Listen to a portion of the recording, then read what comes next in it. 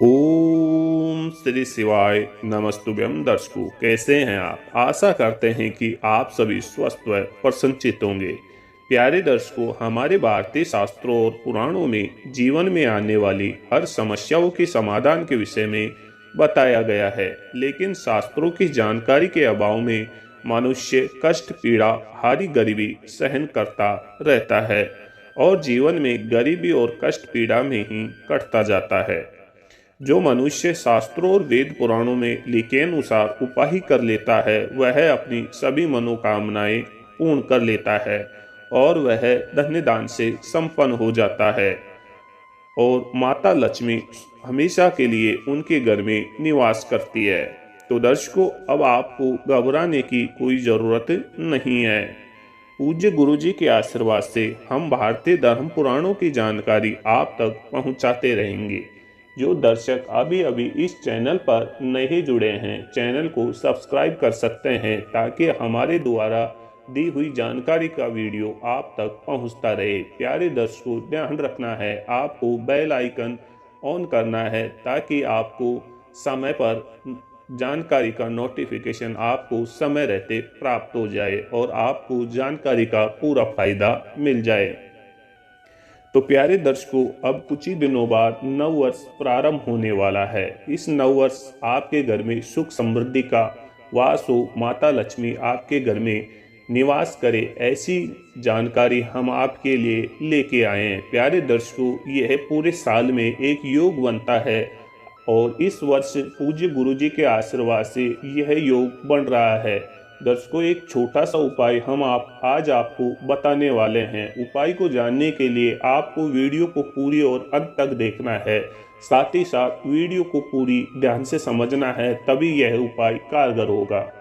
तो प्यारे दर्शकों, आपको नववर्ष के दिन एक छोटा सा कार्य करना है। प्यारे दर्शकों, नववर्ष के दिन जैसे ही आप सुबह अपने बिस्तरों से उठते हैं, बिस्तरों से उठने के बाद में सबसे पहले आपको परम पिता परमेश्वर को याद करना है। दर्शकों, परम पिता परमेश्वर को याद करने के पश्चात आपको एक छोटा सा कार्य करना होगा। दर्शकों, परम पिता परमेश्वर को याद करते हुए आपको सुबह के वक्त नहा धोने के बाद में, स्नान करने के बाद में दर्शकों एक छोटा सा कार्य आपको करना है। दर्शकों, नहाने और धोने के बाद में आपको एक तांबे का जल पात्र ले लेना है। दर्शकों, जल पात्र में आपको कुछ चावल के दाने डाल देना है। साथ ही साथ एक पतासा उसमें छोड़ देना है। दर्शकों, एक एक रुपए का सिक्का भी उसके अंदर आपको तांबे के पात्र पे 3 बार टंकार करके टन टन टन करके उसमें छोड़ देना है। दर्शकों, एक पुष्प भी आपको उसमें छोड़ देना है। दर्शकों, उस ताम्र पत्र के लोटे को आपको सीधे ही समी के वृक्ष यानी कि शीशम के वृक्ष में आपको चले जाना है। दर्शकों, उस वृक्ष में आपको उस जल को चढ़ा देना है। दर्शकों, चढ़ाने के पश्चात उसमें से जो जल समी के वृक्ष में उसकी जड़ों में छंडाया, उसको थोड़ा सा हाथ में लेके और उसको अपनी आंखों के लगा लेना है। दर्शकों, आंखों के लगाने के पश्चात उसमें दर्शकों समी के वृक्ष के तो आपको छूना है और प्रणाम करना है। दर्शकों, छोटा सा उपाय है, ज़्यादा कठिन उपाय नहीं है। दर्शकों, इस उपाय को करने के पश्चात आपको वहां से आ जाना है और दर्शकों आने के पश्चात अपने घर के मंदिर में आपको कुछ समय के लिए बैठ जाना है। दर्शकों, कुछ समय के बैठने के पश्चात आपको हाथ जोड़ के प्रार्थना करना है। दर्शकों, आपको हाथ जोड़ के मन के अंदर प्रार्थना करनी है।